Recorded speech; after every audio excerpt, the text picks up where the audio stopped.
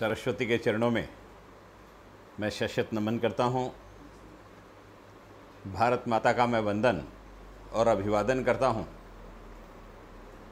आप सभी का भी मैं अभिवादन करता हूँ। मैं अपना सौभाग्य समझता हूँ कि आज सुरभि क्लासेस के सौजन्य से आप सभी से संवाद स्थापित करने का सौभाग्य मुझे प्राप्त हुआ है। मैं आज आपके साथ एक विद्यार्थियों से चर्चा करने के लिए, विद्यार्थियों के पालकों से चर्चा करने के लिए आपके बीच में मैं उपस्थित हूँ। हिंदी के एक महान कवि हुए हैं। हिंदी के उन महान कवि ने आज संपूर्ण विश्व जिस परिस्थिति से गुजर रहा है, उस परिस्थिति को लेकर के कुछ पंक्तियाँ कही है। वे कवि कहते हैं कि आज दुनिया के करोड़ों आदमी सह रहे हैं धूप, गर्मी और नमी। जिंदगी का एक भी साधन नहीं है, उम्र तपती धूप है, सावन नहीं है। फिर धरा सीता सताई जा रही है, फिर असुर संस्कृति जगाई जा रही है। और गर तबाही जिंदगी की आस है, तो सत्य शिव पर तब मेरा विश्वास है। वे कवि कहते हैं कि संपूर्ण दुनिया में एक विचित्र सा वातावरण खड़ा हो गया है। कोविड-19 के मातहत कोविड-19 के कारण पूरे दुनिया में त्राही त्राही मची हुई है। वैज्ञानिक उपकरणों से संलग्न अमेरिका जैसा राष्ट्र भी सारी मेडिकल सुविधाएं उपलब्ध होने के बावजूद कहीं ना कहीं अव्यवस्था के आलम से घिरकर पड़ा हुआ है। अमेरिका जैसा विश्व का शक्तिशाली राष्ट्र, रशिया जैसा विश्व का शक्तिशाली राष्ट्र, जो विश्व की दो धुरी के रूप में जाने जाते हैं, यह भी भीषण त्रासदी के बीच में से गुजर रहे हैं। भारत में भी इस त्रासदी ने मार्च महीने में कदम ताल किया और अभी पूरी ताकत के साथ पूरे हिंदुस्तान में वो त्रासदी फैली हुई है। हम सभी ने 2 महीने, 2.5 महीने का लॉकडाउन देखा और उस समय तकलीफ़ इसलिए नहीं हुई कि हमें लगा कि चलो हमारी गर्मियों की जो छुट्टियां हैं वो हमारे घर में गुजर गई। जून माह में हमारे स्कूल प्रारंभ होते थे, वैसे ही हम फिर से स्कूल चले जाएंगे। संदेह था जिन विद्यालयों में परीक्षाएं नहीं हुई थी, उन विद्यालयों में परीक्षाओं को लेकर के क्या होगा। विद्यालयों ने भी निश्चित किया था कि नया सत्र प्रारंभ होगा तो हम कुछ ना कुछ हमारे बच्चों की दृष्टि से, शासन ने भले सबको जनरल प्रमोशन कर दिया है, हम बच्चों के दृष्टि से कुछ ना कुछ उन बच्चों का अध्ययन का कहीं ना कहीं मोजमाप उचित तरीके से होना चाहिए। इस दृष्टि से कुछ ना कुछ सिलेबस में पुरातन सिलेबस के अनुरूप भी प्रश्नोत्तर करके उनकी जांच कर लेंगे करके। लेकिन कोरोना ने हमारा साथ नहीं छोड़ा और कोरोना ने साथ ना छोड़ने के कारण और परिस्थिति धीरे धीरे भयावह होती जाने के कारण कहीं ना कहीं शासन को निर्णय लेना पड़ा और शासन ने विद्यालयों को आगामी कुछ और कार्यकाल के लिए बंद करने का निर्णय लिया। लेकिन विद्यालय बंद हो गए और शिक्षण सत्र की शुरुआत हमारे जून माह से हो जाती है, 26 जून से। इसलिए विद्यालयों के सामने भी एक यक्ष प्रश्न खड़ा हो गया कि हमारे सिलेबस की हम प्रतिपूर्ति कैसे करें। शासन ने निर्देश दिए और निर्देश दे करके कहा कि ऑनलाइन हम सारे लोग, हमारे सारे विद्यार्थियों से परिचर्चा प्रारंभ करें और हम ऑनलाइन बच्चों को पढ़ाना प्रारंभ करें। जब हम पढ़ते थे, हम लोग अपने विद्यार्थी जीवन में सुनते थे कि अमेरिका की पढ़ाई बहुत अच्छी है, वहाँ स्कूल बैग लेकर के नहीं जाना पड़ता, कॉपी किताब लेकर के नहीं जाना पड़ता, बच्चा खाली हाथ स्कूल जाता है।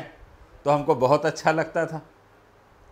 ऐसा लगता था कि भाई कितनी अच्छी व्यवस्था है, यहाँ तो कॉपी नहीं लगती, किताब नहीं लगती, खाली हाथ जाना पड़ता है, स्कूल में पूरी पढ़ने की व्यवस्था हो जाती है। वो सुनने में हमारे कार्यकाल में हमको बहुत अच्छा लगता था। आज इस राष्ट्रीय त्रासदी ने आपके सामने वही मौका दे दिया। आपको स्कूल बैग नहीं ले जाना पड़ रहा है। आपको आपके साथ में स्कूल बैग तो छोड़िए, टिफ़िन भी नहीं ले जाना पड़ रहा है, क्लासरूम में भी नहीं जाना पड़ रहा है। जब हमारे यहाँ हमें स्कूल बैग लेकर के जाना पड़ता था तो हमें अच्छा लगता था कि अरे भाई, अमेरिका की शिक्षा प्रणाली कितनी अच्छी है कि वहाँ तो स्कूल बैग की भी आवश्यकता नहीं है। परंतु जब आज हमारे यहाँ स्कूल बैग ना ले जाते हुए, घर से बाहर ना निकलते हुए, उसी परिसर में घर के अंदर ही हमें शिक्षा की सारी सुविधा ऑनलाइन उपलब्ध करा दी जा रही है, तो हमें लगता है कि नहीं, हमारा पुराना सिस्टम ही अच्छा था। हम क्लासरूम में जाकर के बैठते थे, 4 दोस्तों से चर्चा करते थे, शिक्षक आंखों के सामने पढ़ाता था, शिक्षक से हम रूबरू होते थे, प्रश्नोत्तर करते थे। उसमें ज़्यादा आनंद था बनिस्बत इस बात के कि हम ऑनलाइन हमारे शिक्षक से किसी प्रकार का प्रश्न पूछ सकें। क्लासरूम में हमारा पीरियड होता था, उस पीरियड में हम बाजू में बैठे हुए व्यक्ति के साथ में जो क्लासरूम में पढ़ाया जा रहा उस पर चर्चा भी कर लेते थे, आपस में भुनभुना भी लेते थे, शिक्षक की आंख चुरा करके कहीं आपस में बात भी कर लेते थे। हमारे पास रिलैक्स होने के बहुत सारे संसाधन वहाँ पर मौजूद थे जिसका हम बड़े तरीके से उपयोग कर सकते थे। लेकिन घर की स्थिति अलग है। अपने बेंच में बाजू में बैठने वाला अपने साथ नहीं है, किसी पर कुछ कमेंट्स करना है तो उसके लिए भी हमारे पास कोई साथीदार नहीं है। हम रिलैक्स हो सके ऐसी कोई भी चीज़ हमारे पास नहीं है, और हम लोग एकाग्रचित्त होकर के इस दृश्य श्राव्य माध्यम से शिक्षक जो बात पढ़ा रहा है उसके तरफ ध्यान केंद्रित रखने का काम करते हैं। शिक्षक के बारे में बहुत अच्छा कहा गया है कि शिक्षक ऐसा चाहिए जो सुकली कर होए, और जन्म जन्म का मोर्चा जो पल भर में ढोए। अर्थात शिक्षक ऐसा होना चाहिए जो विद्यार्थी को इस योग्य बना दे कि अपने जीवन की नाव को वो बड़े आसानी के साथ जिस क्षेत्र में भी वह कार्य कर रहा है पारंगत होकर के संचालित करते हुए अपने जीवन की नौका को पार कर ले। ये जिम्मेदारी शिक्षक की होती है। इस प्रकार से शिक्षा को परिभाषित किया गया है। लेकिन एक दिन की बात हो तो हमको अच्छा लगता है कि चलो आज हमारी ऑनलाइन क्लास हो गई। एक पीरियड की बात हो तो हमको अच्छा लगता है कि चलो हमारी ऑनलाइन क्लास हो गई। लेकिन अब इस कोरोना त्रासदी के कारण कुल मिलाकर के रोज की हमारी ज़िंदगी में, रोज़मर्रा के हमारे कार्यप्रणाली में, रोज़ के हमारे टाइम टेबल में ये निश्चित हो गया कि हमें रोज़ हमारे क्लासरूम में, वर्चुअल क्लासरूम में आकर के बैठना है और अपनी क्लासेस करना है। मैं आपकी तकलीफ़ों से बहुत अच्छी तरीके से वाकिफ़ हूँ। जो संपन्न परिवार के लोग हैं उनके लिए अड़चन नहीं, लेकिन जिस गरीब परिवार के बीच में एक मोबाइल है और घर में 2 बच्चे हैं या 3 बच्चे हैं और एक ही साथ में सारे बच्चों की क्लासेस शुरू हो जाती है, तो माता पिता के सामने यक्ष प्रश्न हो जाता है कि भाई मैं किस बच्चों को पढ़ने के लिए प्रायोरिटी दूं। इसी दृष्टि से कहीं ना कहीं शासन आगे आने वाले समय में हमारे दूरदर्शन के माध्यम से इस प्रकार से वर्चुअल क्लासरूम चलाने की कोशिश भी करेगा। लेकिन जब तक वो नहीं हो सकता तब तक हमें इसी माध्यम से एक दूसरे से संवाद स्थापित करने की आवश्यकता है। एक बड़ी त्रासदी आप लोग भी भोग रहे होंगे, केवल आप नहीं, आपके शिक्षक भी परेशान हैं। शिक्षक इसलिए परेशान है कि क्लासरूम में जब आप बैठते हैं तो आंखों के सामने आप उनको दिखते हैं। जब कोई आंखों के सामने नहीं दिख रहा हो और शिक्षक को ऐसे पढ़ाना पड़े कि मेरे सामने मेरे 100 विद्यार्थी बैठे हुए हैं, तो शिक्षक को ऐसा लगता है कि भाई मैं कहीं मंच पर नाटक तो नहीं कर रहा हूँ। इसलिए शिक्षक को उस मानसिक त्रासदी से गुजर करके उस वातावरण को कृत्रिम रूप से अपने कक्ष में तैयार करना पड़ता है, और कृत्रिम रूप से अपने कक्ष में उस वातावरण में अपने आप को ढाल करके मैं क्लासरूम में उपलब्ध हूँ, यह समझ करके शिक्षक आपको पढ़ाने की चेष्टा करता है। इसलिए सबसे पहले तो अपने मन से एक बात निकाल दीजिए कि शिक्षक बहुत खुश है, एक कमरे में बैठा हुआ है और वहाँ से हमको हमारे घरों में भाषण भेज रहा है, करके पढ़ने भेज रहा है। जितनी तकलीफ आपको हो रही है उससे ज़्यादा त्रासदी आपको पढ़ाने वाले शिक्षक को भी हो रही है। कारण शिक्षक के भी प्रत्येक क्लास में कुछ खास विद्यार्थी होते हैं। कुछ खास विद्यार्थी का मतलब होशियार ही विद्यार्थी खास होते हैं ऐसा नहीं। शिक्षकों की नज़रों में जो कमज़ोर विद्यार्थी होता है वह भी खास होता है। वो अगर 4 प्रश्न होशियार विद्यार्थी से करता है तो 4 प्रश्न कमज़ोर विद्यार्थी से करता है। और अगर वो आंखों के सामने हो तो उनकी आंखों में आंख डाल करके प्रश्न करता है। और जब शिक्षक आंखों में आंख डाल करके प्रश्न करता है तो उसके आनंद की अनुभूति उत्तर देते समय भी आपने ली होगी, और जब उत्तर नहीं देते बना होगा उस समय उसकी जो भावना आपके मन में उत्पन्न होगी उसका भी आनंद आपने अनुभूति के रूप में लिया होगा। ये सारी चीज़ों से आप वंचित हो रहे हैं। इसलिए कहीं ना कहीं आप इस वर्चुअल क्लासरूम के माध्यम से 3 घंटे, 4 घंटे, 5 घंटे, मेरी बात हुई तो मुझे सर ने बताया कि 5 घंटे स्कूल का सिलेबस, उसके बाद में 4 घंटे हमारी क्लास का सिलेबस। एक विद्यार्थी 9 घंटे पढ़ता है। अब मैं कल्पना कर सकता हूँ कि इस छोटे से मोबाइल में आप आंख गड़ा करके अगर 9 घंटे बैठेंगे तो आपके मस्तिष्क पर क्या गुजर रहा होगा, इसकी मैं कल्पना कर सकता हूँ। लेकिन एक संकट का समय है, संकटकालीन स्थितियां अलग होती है, और उससे लड़ने के लिए हमारा शरीर भी उस दृष्टि से पूर्ण रूप से तैयार हो जाता है, और उस दृष्टि से काम करना हमारे शरीर की आदत में समाविष्ट हो जाता है। मैं अगर सामान्य तौर पर आपको बताना चाहूँ तो अगर किसी हलवाई की दुकान के पास हम जाएं और जिस हलवाई की दुकान में वहाँ का कारागिर इमरती या जलेबी बना रहा है तो उसकी कढ़ाई के पास हम 2 मिनट खड़े नहीं रह सकते, इतना गर्म उसका तेल होता है या घी होता है।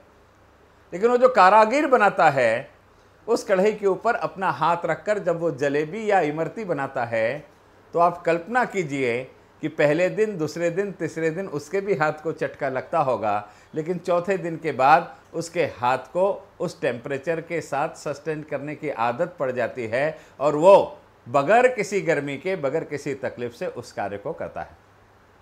मैंने ये बहुत सामान्य सा उदाहरण आपको इसलिए दिया कि आप जिसे आज एक तकलीफ समझ रहे हैं, अपने लिए एक नई प्रकार की उत्पन्न बीमारी समझ रहे हैं, धीरे धीरे धीरे धीरे धीरे धीरे जब आपका मस्तिष्क इस प्रक्रिया के लिए, प्रतिदिन के लिए तैयार हो जाएगा तो आपका मस्तिष्क आपको आदेश देगा कि अरे भाई उठ, क्लास का समय हो गया है, क्लास में बैठना है, और उस मानसिकता के साथ में आप तैयार हो जाएंगे।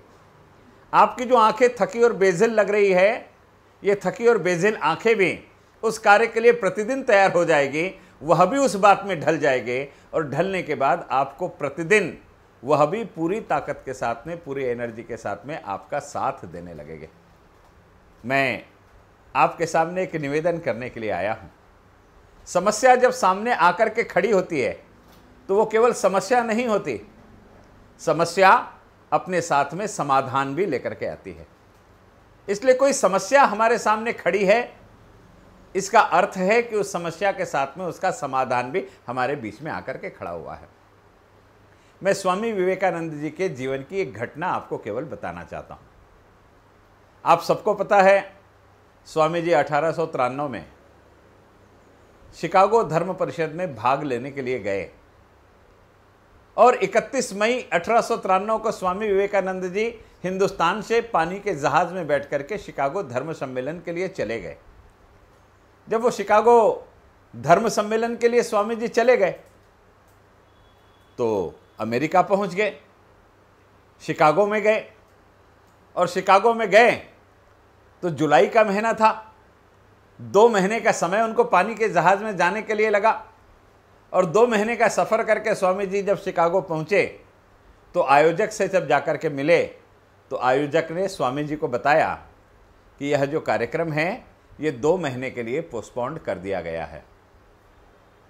आप कल्पना कीजिए कि हिंदुस्तान का एक सन्यासी जो जनता से निधि संकलित करके शिकागो धर्म सम्मेलन में अपने देश का, अपने धर्म का प्रतिनिधित्व और नेतृत्व करने के लिए शिकागो गया है, वह हजारों किलोमीटर दूर 2 महीने का सफ़र करके जाने के बाद वहां उसको सूचना मिले कि 2 महीने के लिए ये प्रोग्राम को पोस्टपोन्ड कर दिया गया है, तो उस व्यक्ति पर क्या गुजरेगी। आप उसको वर्तमान संदर्भ में सोचिए कि स्वामी जी के शिकागो जाने के बाद 2 महीने का लॉकडाउन घोषित हो गया और स्वामी जी को बोला गया कि अब 2 महीने घर में रहो, तुमको यहाँ भाषण नहीं देने दिया जाएगा करके। अब स्वामी जी के साथ केवल इतना हादसा नहीं हुआ, आपके साथ तो ये सारे विज्ञान के यंत्र उपलब्ध है कि आप अपने घर में बैठ करके सारी चीज सुन सकते हो, देख सकते हो, बोल सकते हो, अपनी तकलीफ को अपने शिक्षक के साथ शेयर कर सकते हो। लेकिन स्वामी जी के साथ तो और एक दूसरा प्रश्न खड़ा हो गया। स्वामी जी से आयोजक ने पूछा कि अरे स्वामी जी, विवेकानंद जी, आप यहाँ पर कार्यक्रम में भाग लेने के लिए आए हो, तो आप किस संस्था को रिप्रेजेंट कर रहे हो? क्या उस रिप्रेजेंटेशन करने वाली संस्था का आप अथॉरिटी लेटर लेकर के आए हो क्या? अब हिंदुस्तान में तो जिस चौराहे पर खड़े हो जाओ उस चौराहे पर भाषण देने की अनुमति है, पुराने जमाने से लेकर के आज तक अनुमति है। स्वामी जी ने स्वप्न में भी नहीं सोचा होगा कि मैं शिकागो जाऊंगा तो मुझसे अथॉरिटी लेटर मांगेंगे कि भाई अपनी ऑर्गेनाइजेशन का अथॉरिटी लेटर दो, तो आपको भाषण देना पड़ेगा। आयोजक ने कहा कि विदाउट अथॉरिटी लेटर आप भाषण नहीं दे सकते। अब स्वामी जी को 2 महीने बाद भाषण देना है, स्वामी जी के पास अथॉरिटी लेटर भी नहीं है, लेकिन स्वामी जी के पास में अदम्य इच्छा शक्ति है, जिस इच्छा शक्ति के आधार पर स्वामी जी निर्णय लेते हैं कि मैं तो 2 महीने अमेरिका में भी रुकूंगा और 2 महीने रुकने के बाद मैं इस धर्म परिषद में अपना संभाषण भी करूंगा। आपके पास सारे यंत्र है, स्वामी जी के पास कुछ नहीं था। लोगों से निधि संकलित करके स्वामी जी शिकागो धर्म सम्मेलन तक गए थे। खेतड़ी नरेश ने जो मदद की थी, आर्थिक मदद के रूप में राजस्थान के खेतड़ी नरेश की ही मदद थी, बाकी और कुछ नहीं। अब 2 महीने का कार्यकाल स्वामी जी को गुजारना था। शिकागो में पैसा बड़ा तेजी से पहले दिन में ही खत्म हो गया। तो उन्हें किसी ने बताया कि अरे भाई, आप ऐसा करो कि यहाँ पड़ोस में एक मैसाचुसेट्स नाम की जगह है, उस जगह पर आप चले जाओ, वो एक देहात है, इसलिए कम पैसे में आपका वहाँ खाने की, रहने की व्यवस्था हो जाएगी करके। अब नागपुर के पास में जैसे कामठी है, कन्हान है, वैसे शिकागो के पास में मैसाचुसेट्स नाम का एक छोटा सा गांव था। अब स्वामी जी उसमें जाने के लिए एक ट्राम में बैठ गए। अब ट्राम में बैठ गए तो आपने देखा होगा इस लॉकडाउन के समय में कोई रास्ते पर भटक रहा है, किसी की भोजन की व्यवस्था नहीं है, किसी की निवास की व्यवस्था नहीं है, तो प्रशासन के माध्यम से और समाज सेवी संस्थाओं के माध्यम से उनके भोजन की, निवास की, निवारे की सारी व्यवस्था की जा रही थी करके। ऐसे स्वामी जी ट्राम में बैठ गए। 2 महीने का लॉकडाउन फेस करना था उनको। और जैसे ही ट्राम में बैठे तो उनके सामने एक महिला आकर के बैठी और उस महिला ने स्वामी जी से पूछा कि आप धर्म सम्मेलन में भाग लेने आए हो? स्वामी जी ने कहा हाँ। बोले अब तो 2 महीने आगे बढ़ गया। स्वामी जी ने कहा हाँ। अभी आप कहाँ जा रहे हैं? तो बोले मैं मैसाचुसेट्स जा रहा हूँ। तो बोले फिर आप मेरे घर का आतिथ्य स्वीकृत करेंगे क्या? अब संकट के समय में रास्ता निकालना पड़ता है। हिंदी में कहावत है कि अंधा क्या मांगे 2 आंख। स्वामी जी को किसी ने कहा आप मेरा आतिथ्य स्वीकारेंगे क्या? स्वामी जी के मन में आया कि चलो रहने की तो व्यवस्था हो गई, अपनी सामान्य भाषा में जुगाड़ हो गया। और स्वामी जी ने उनके निमंत्रण को स्वीकृत कर लिया। स्वामी जी उनके घर चले गए। अब स्वामी जी जब उनके घर रहने के लिए चले गए तो रहने की व्यवस्था हो गई। लेकिन स्वामी जी जब उनके घर में रहने चले गए तो एक ऐसा भी वर्ग है हिंदुस्तान में जो किसी को समाधानी और सुखी नहीं देख सकता, और वो इन सारी व्यवस्थाओं के विरोध में विलाप करना प्रारंभ कर देता है। आप देखिए, मानवाधिकार से लेकर के सारे लोग यह जिस प्रकार से एजुकेशन के माध्यम से, वर्चुअल माध्यम से, आपको वेबिनार के माध्यम से, दृश्य श्राव्य माध्यम से आपको शिक्षित करने का प्रयास इस विपरीत वातावरण में आपके शिक्षक कर रहे हैं, इनको लेकर भी विवाद करने वाले, टिप्पणी करने वाले, आलोचना करने वाले तुरंत पैदा हो जाएंगे। मैं स्वामी जी के उदाहरण से बताता हूं। एक थियोसॉफिकल सोसाइटी ऑफ इंडिया नाम की संस्था थी। एनी बेसेंट ने जिस संस्था को बनाया था, उसके प्रतिनिधि वहां पर मुजुमदार नाम के व्यक्ति थे। स्वामी जी ने उनसे कहा कि मुजुमदार, तुम्हारा अथॉरिटी लेटर दे दो, मैं यहाँ भाषण दे दूंगा। तो मुजुमदार ने कहा कि अगर तुम थियोसॉफिकल सोसाइटी ऑफ इंडिया के विचार बोलोगे तो मैं अथॉरिटी लेटर देता हूँ, अन्यथा नहीं देता हूँ। स्वामी जी ने अपने विचार गिरवी रखना मुनासिब नहीं समझा, इसलिए थियोसॉफिकल सोसाइटी ऑफ इंडिया का अथॉरिटी लेटर नहीं लिया और 2 महीने इंतजार करके मैं भाषण दूंगा और अथॉरिटी प्राप्त करूंगा, ये निर्णय कर लिया। अब आप कल्पना कीजिए कि उस जमाने में स्वामी जी जब उस महिला के घर में चले गए तो ये मजूमदार ने हिंदुस्तान के अखबारों में छपवाया। क्या छपवाया? कि स्वामी विवेकानंद जी जब से उस महिला के घर में गए हैं तो उस महिला ने अपने घर में काम करने वाले, बर्तन मांजने वाले, कपड़े धोने वाले, रोटी बनाने वाले सबको अपने घर से निकाल दिया है, ये काम स्वामी जी से कराती है। स्वामी जी विचलित नहीं हुए। इतना ही नहीं, उन पर आरोप किया गया कि एक जवान महिला और एक जवान नवयुवक एकांत में अकेले अपने कक्ष में रहते हैं, स्वामी क्या कर रहे हैं। तीसरा आरोप भी उन पर लगा कि स्वामी जी उस महिला के साथ मांसाहार भक्षण कर रहे हैं करके। लेकिन स्वामी जी विचलित नहीं हुए। आप भी अपने समय में से समय निकाल करके परिवार के साथ बैठ करके जब ये सारी चीजें कर रहे हैं तो आपके साथ भी आपके बहुत सारे वर्ग मित्र हो गए। जिस प्रकार से स्वामी जी पर आरोप प्रत्यारोप या उनको विचलित करने का प्रयास हुआ, वो विचलित करने का प्रयास आपके साथ भी किया जा सकता है करके। लेकिन विचलित होने की आवश्यकता नहीं। स्वामी जी विचलित नहीं हुए। और इसी बीच में स्वामी जी के पास में एक दुर्दांत विख्यात, अब मैं क्या कहूं, एक प्रोफेसर वहां पर जाकर के पहुंच गए। और वो जो प्रोफेसर थे वो हार्वर्ड यूनिवर्सिटी के प्रोफेसर थे। राइट नाम था उनका, फिलॉसफी पढ़ाते थे। और वो राइट नाम के प्रोफेसर उस महिला के घर में बैठ करके स्वामी जी से एक दिन चर्चा करने लगे। दोनों की सुबह के चाय पर चर्चा करने का निर्णय हुआ था, लेकिन वो सुबह की चाय रात्रि के भोजन तक पहुंच गई और दोनों में चर्चा प्रारंभ रही। और जब चर्चा प्रारंभ रही तो आप कल्पना कीजिए, वो प्रोफेसर राइट ने स्वामी विवेकानंद जी से कहा कि स्वामी जी, आप हिंदुस्तान से यहाँ आए हो तो यहाँ विश्व धर्म सम्मेलन है, उस विश्व धर्म सम्मेलन में आप अपना भाषण क्यों नहीं करते। तो स्वामी जी ने बताया कि मैं आया तो उसी काम के लिए हूँ, लेकिन मेरी मजबूरी ये है कि वहाँ भाषण देने के लिए अथॉरिटी लेटर की आवश्यकता पड़ती है।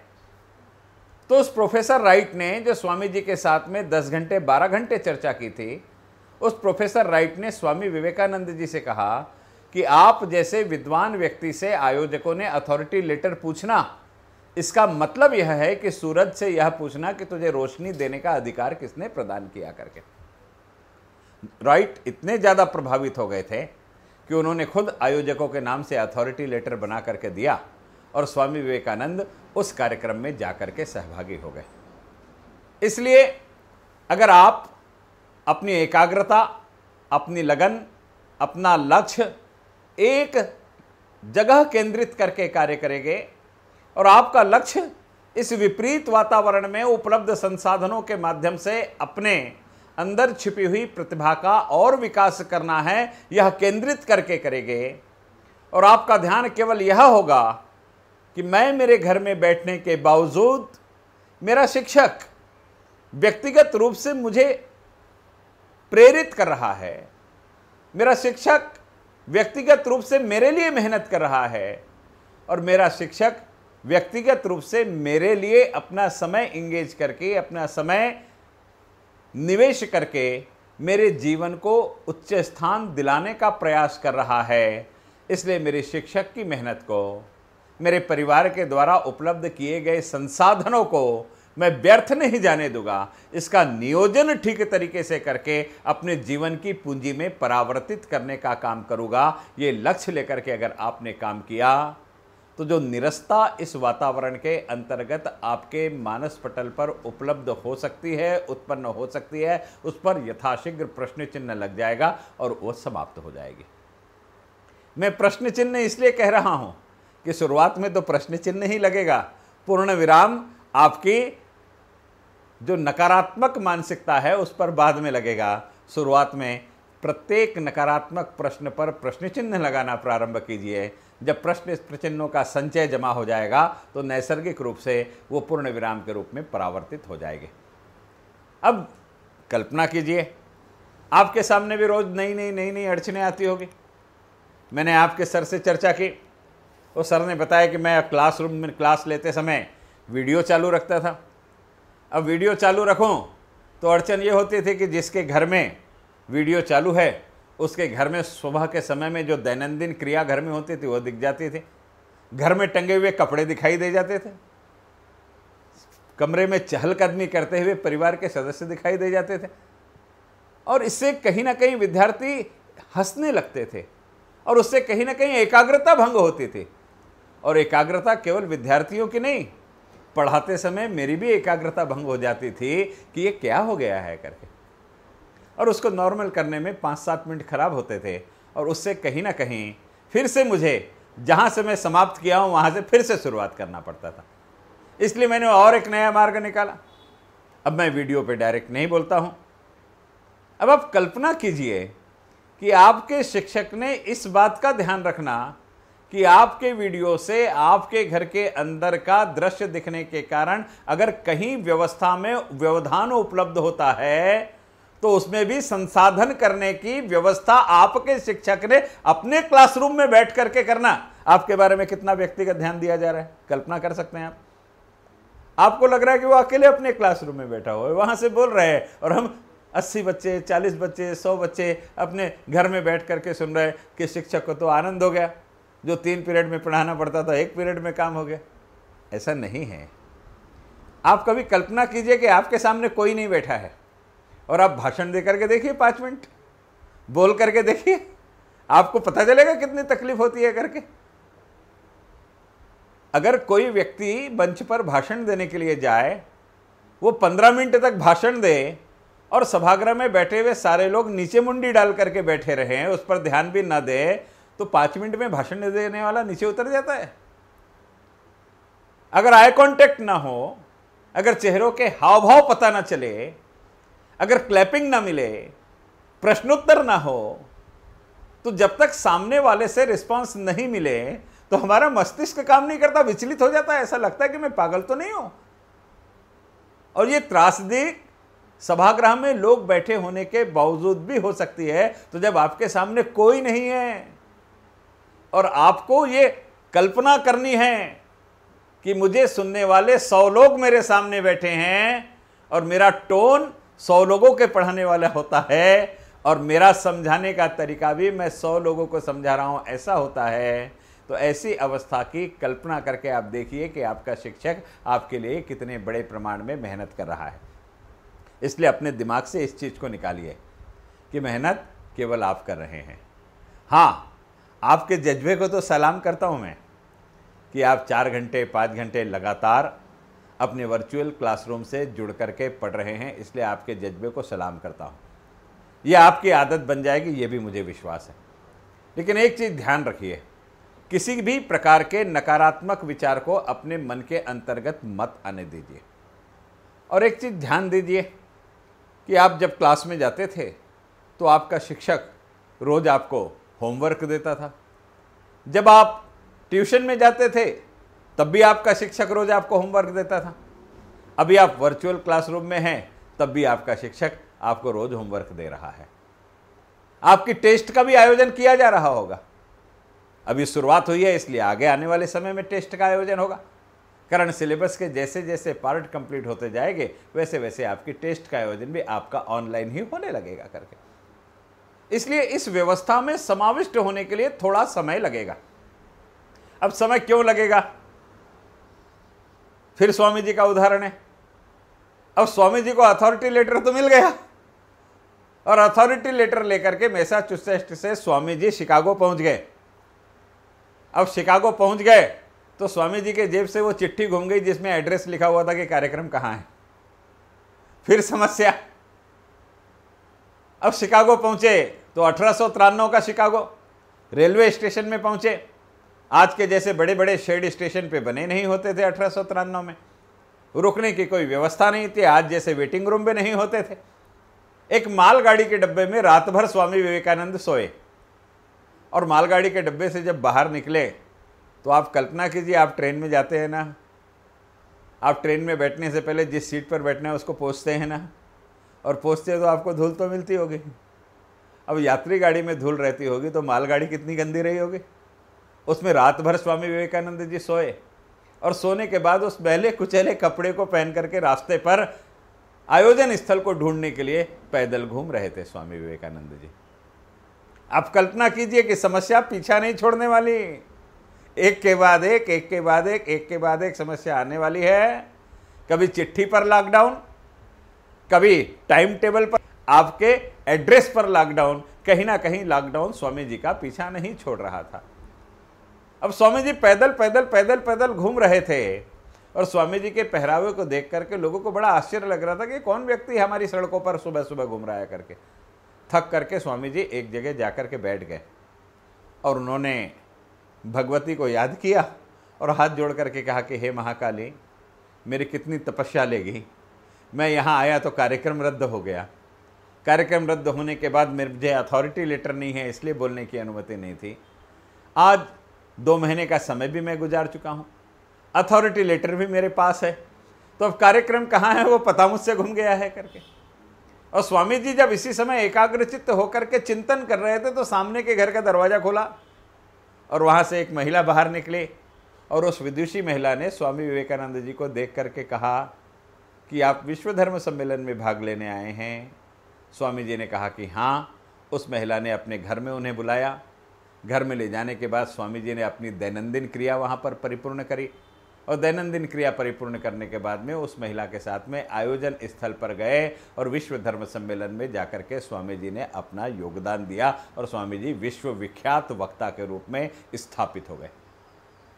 अब आप कल्पना कीजिए कि मैं और आप 2 महीने के पानी के जहाज का सफ़र करके अगर अमेरिका जाते, हमारे जेब में पैसे नहीं होते और आयोजक हमें बताता कि यह कार्यक्रम 2 महीने के लिए पोस्टपोन्ड कर दिया गया है, तो हम तो वापस पानी के जहाज में बैठ करके वापस आ जाते थे।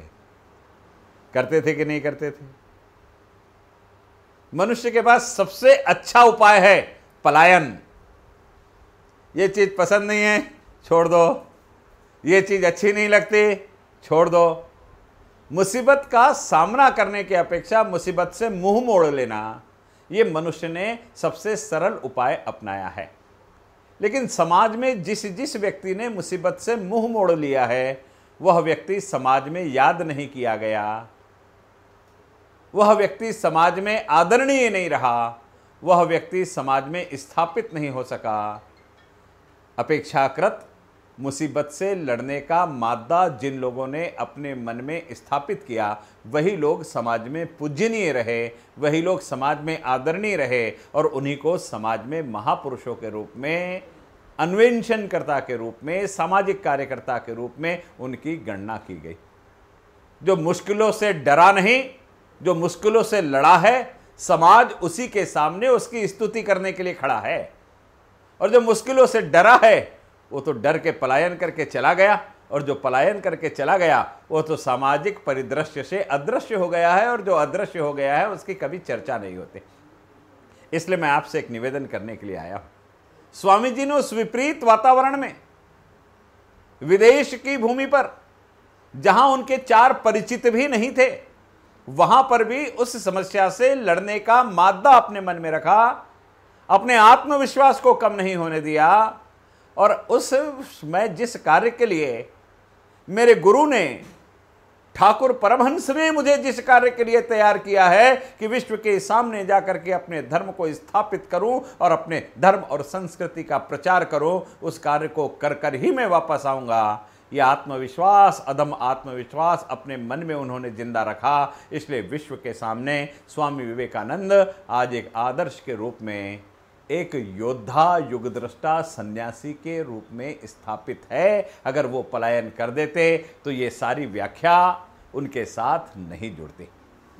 मैं केवल आपको ये बातें इसलिए बता रहा हूं कि इन सारे परिदृश्य में अनेक अड़चने आएंगे, लेकिन अड़चनों से डरने की कोई आवश्यकता नहीं। आपके मन में भी निराशा के क्षण आएंगे, लेकिन उस निराशा के क्षण को अपने मन से निकाल करके, उस कंठा से बाहर निकल करके आपको कार्य करने के लिए मानसिक रूप से तैयार होना पड़ेगा। हमारे जो पालक वर्ग भी इस सत्र से जुड़े हैं, उन पालक वर्गों से भी मैं एक निवेदन करना चाहूँगा कि विद्यालय में अगर विद्यार्थी निराश हो जाता है, विद्यार्थी नर्वस हो जाता है, किसी कारण से विद्यार्थी शिथिल हो जाता है, तो उसका क्लास टीचर उस विद्यार्थी पर बहुत अच्छे से ध्यान रख करके उसको दूसरे दिन फिर से फ्रेश करने की कोशिश करता है। कोशिश उसके पड़ोसी की चेयर बदल करके भी होती है और कोशिश उसके किसी अच्छे मित्र को उसके बाजू में बैठाल करके फिर से ऊर्जान्वित करके भी होती है। किस चीज़ से मेरा विद्यार्थी खुश हो करके फिर से नई ऊर्जा के साथ कार्य कर सके, इस भावना को लेकर के व्यक्ति आगे काम करने लगता है। इस सारे परिदृश्य में अगर घर में आपका बच्चा किसी कारण से आपको नर्वस दिखाई देता हो, नीरस दिखाई देता हो, तो उसको फिर से ऊर्जान्वित करने की जवाबदारी आपकी है। अगर आप भी वही राग अलापेंगे, मेरी बात को बुरा ना माने, अगर आप भी वही भाषा बोलने लगे कि ये छोटा सा बच्चा कितने देर तक हमारे मोबाइल के सामने बैठेगा, कितने देर तक लैपटॉप के सामने बैठेगा, कितने देर तक कैमरे के सामने बैठेगा, जो बात बच्चे के मन में है यही बात अगर आप भी बार बार बोलते रहे तो कल्पना कीजिए कि आपके बच्चे के मन में एक कुंठा उत्पन्न हो जाएगी। और वह जो कुंठा एक बार उत्पन्न हो गई तो आप कल्पना कीजिए कि अगर काला रंग किसी चीज़ पर मार दिया जाए तो काले रंग को समाप्त करने के लिए सफ़ेद रंग की ही आवश्यकता होती है, दूसरा कोई कलर काले रंग पर नहीं चढ़ता। इसलिए नकारात्मक विचार की कालीमा इस संपूर्ण सत्र में आप अपने बच्चों के मस्तिष्क पटल पर कभी भी अंकित ना होने दें। रोज उनका प्रोत्साहन करें। बच्चे जो पढ़ रहे हैं, माँ, पिता, बड़ा भाई जो भी घर में हैं उस समय उस पर ध्यान दें। बच्चे की कुछ तकलीफ़ें हैं तो उसको सुलझाने का प्रयास करें। ऑनलाइन क्लास के माध्यम से आपके शिक्षक भी आपकी समस्या का समाधान करने के लिए कार्यान्वित रहेंगे। जब मनुष्य युद्ध भूमि पर जाता है तो युद्ध भूमि पर जाते समय उसके सामने एक ही टारगेट होता है कि मेरा सबसे बड़ा शत्रु, सामने जो विरोधी सेना है वो मेरी सबसे बड़ी शत्रु है।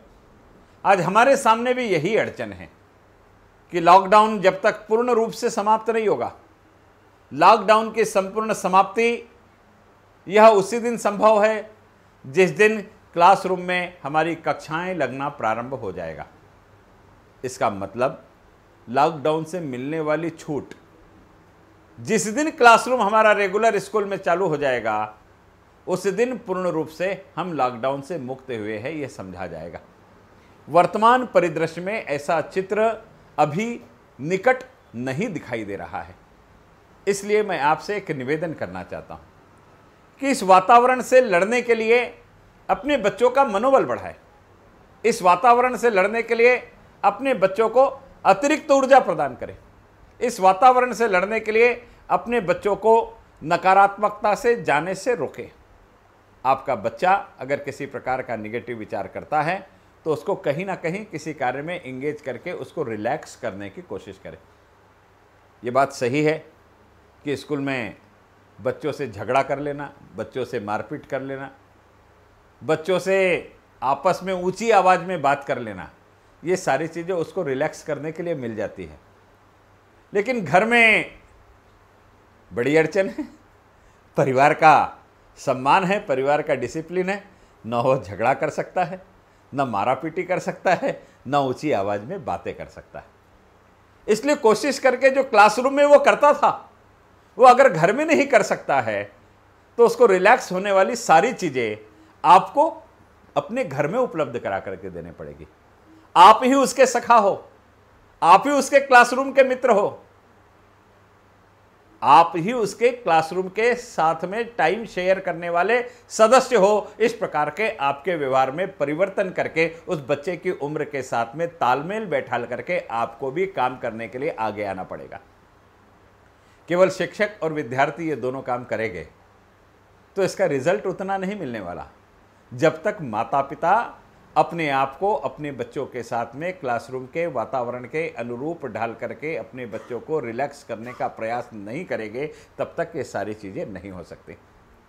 आप कल्पना कीजिए कि हम गैस के ऊपर में कुकर चढ़ाते हैं और उस कुकर में जब गैस का प्रमाण बढ़ जाता है तो कुकर सीटी देता है। ये इसीलिए देता है कि अंदर का प्रेशर रिलैक्स हो जाए। और एक सिस्टम लगा होता है, एक वॉल होता है उसमें, कि अगर सीटी खराब हो गई तो वो गास्केट वॉल फट जाता है, जिसके कारण अंदर का प्रेशर रिलैक्स हो जाता है। अगर हम घर में रोज यह देखते हैं कि अगर प्रेशर रिलीज ना हो तो कुकर फट जाएगा, तो यह जो दबाव इस माध्यम से आपके बच्चे के मस्तिष्क पर अंकित हो रहा है, इस दबाव से रिलैक्स करने की जिम्मेदारी परिवार के सदस्यों ने अंगीकृत करने की आवश्यकता है।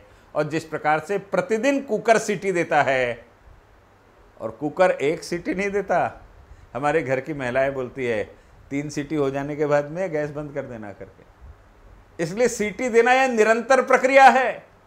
आप बच्चे को रिलैक्स केवल पढ़ते समय नहीं, उसके खाली समय में भी रिलैक्स कीजिए।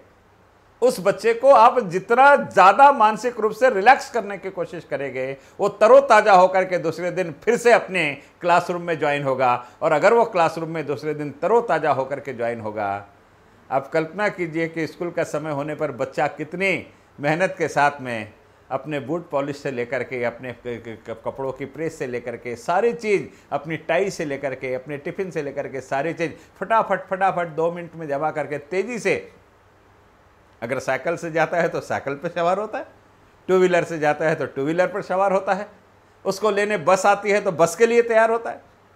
स्कूल जाने की उसके मन में एक जिज्ञासा होती है, जिज्ञासा कि नहीं स्कूल का समय हो गया, मुझे स्कूल जाना है। ये जिज्ञासा इस वर्चुअल क्लासरूम में आने के लिए उसके मन में पैदा करना, ये जिजीविषिका आप पालकों को पैदा करनी पड़ेगी और वो वातावरण देना पड़ेगा।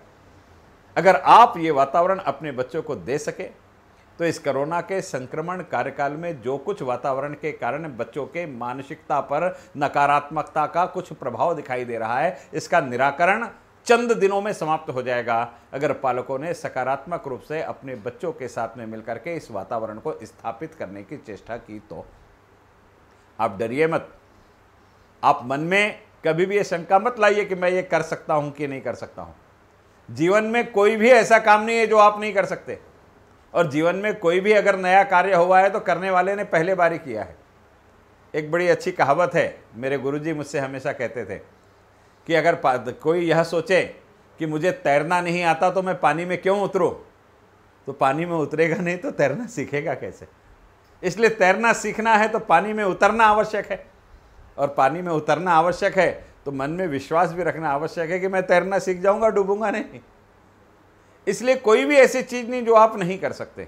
आप ये वातावरण अपने परिवार के बच्चों को घर में दे सकते हैं। शिक्षक मेहनत कर रहा है, बच्चा मेहनत कर रहा है, परिजन भी अगर उसके साथ उसको इस नकारात्मक मानसिकता से बाहर निकालने का प्रयास करेंगे, उसके बेझिल दिमाग को ऊर्जान्वित करने का प्रयास करेंगे, तो बहुत सकारात्मक रिजल्ट आएंगे। कर्ण दुष्यंत कुमार नाम के एक कवि है, उन्होंने बड़े सुंदर शब्दों में 4 पंक्तियां कही है, जो शायद आज के ही विचारों को लेकर के है।